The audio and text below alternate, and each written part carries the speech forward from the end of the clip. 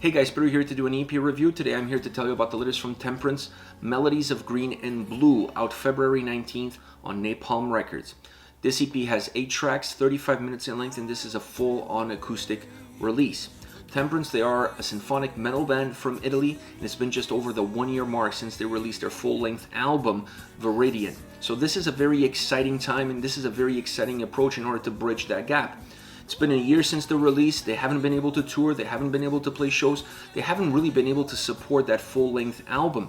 So this would have been too early for another full-length record, considering also the inconsistency of the world around us. We just don't know what the future holds. I don't think you wanted to release an album within this environment, considering it's only been a year since your last full-length record.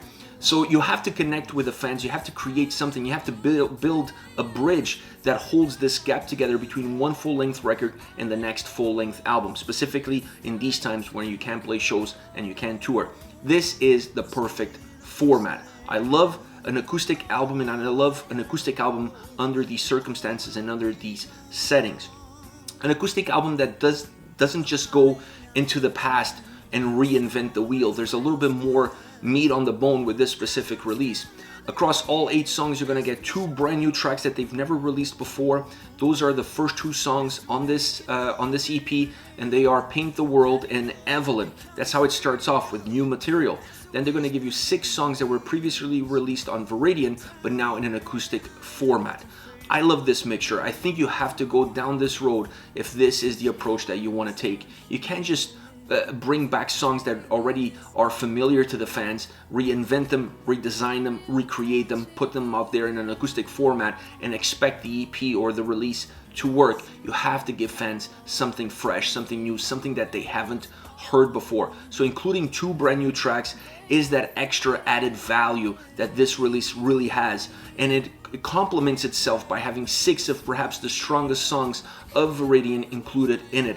It allows you to feel a different way about this band. It allows you to look at this band slightly different. This is a release that allows them to be a little bit more naked in front of the fans, a little bit more vulnerable. You can see a little bit better through them, see all the work that goes into their songs, all the work that goes into the construction of the tracks, all the work that goes into building the right harmonies musically and vocally in order for the songs to work, to have the life, to have the aroma, the heart, the warmth that they always have. So this is a very important release from that perspective. For the fans, it gives you an inside look into how things get built and how things get constructed, obviously in a different setting, in a different format, but still it allows you to look deeper into their souls, if you will, and see a little bit better how talented this band are, how talented they are in terms of how they are creative in the way they build their songs, in the way they build their albums, in the way they build their music. So I love this EP, I love what they did here, I love the inclusion of 2 new songs, adding 6 older tracks, not extremely old, they're only 1 year old, but reinventing them in a way that they feel fresh, they feel modern, they feel unreleased, if you will. So I like everything about this, and it comes at the right time for this band, for the world, and for the fans. Now, I want to get into some of the songs.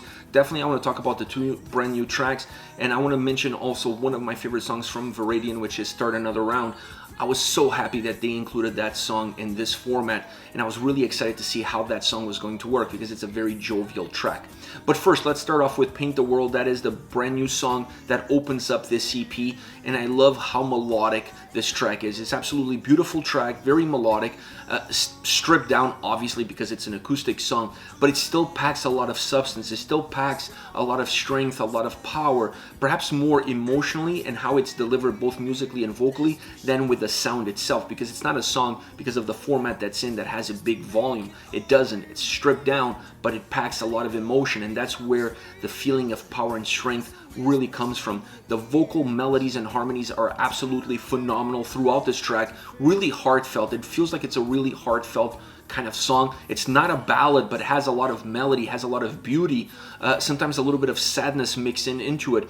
The chorus are extremely important in this song. I really felt like that was the climax of the track. Every time you're progressing through the verses, you can't wait to get into that chorus, because you know it's going to be a little bit stronger, it's going to be a little bit more bombastic, it's going to gain a slightly more volume, more presence, and that's exactly what happens throughout this song. But a song that's deeply emotional, and that emotion is what really drives the experience around the song itself.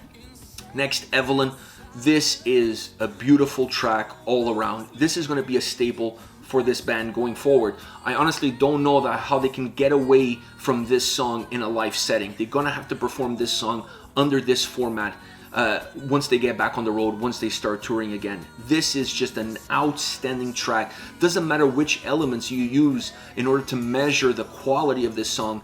This is a ballad that just blows everything out of the water, both musically and vocally. It's outstanding. Outstanding once again across all the different measurable elements. It doesn't matter which specific ones you're looking at. It just comes across nearly perfect, just from front to back, middle. It doesn't matter how you look at it. It doesn't matter how you divide it. It doesn't matter how you process it. This is a song that just grows, that feels like it has a lot of life, a lot of warmth in it. Vocally, it just soars. It has a lot of strength vocally. It's a song that offers an incredible dynamic between all the different vocalists of the band. They find the perfect fit for who needs to come in what part in order to give the right notes, in order to give the right emotion to how the song is built, to how the song is delivered. Absolutely strong track. The chorus is breathtaking. I really feel like, just like Paint the World really lived around that chorus, this one is no different.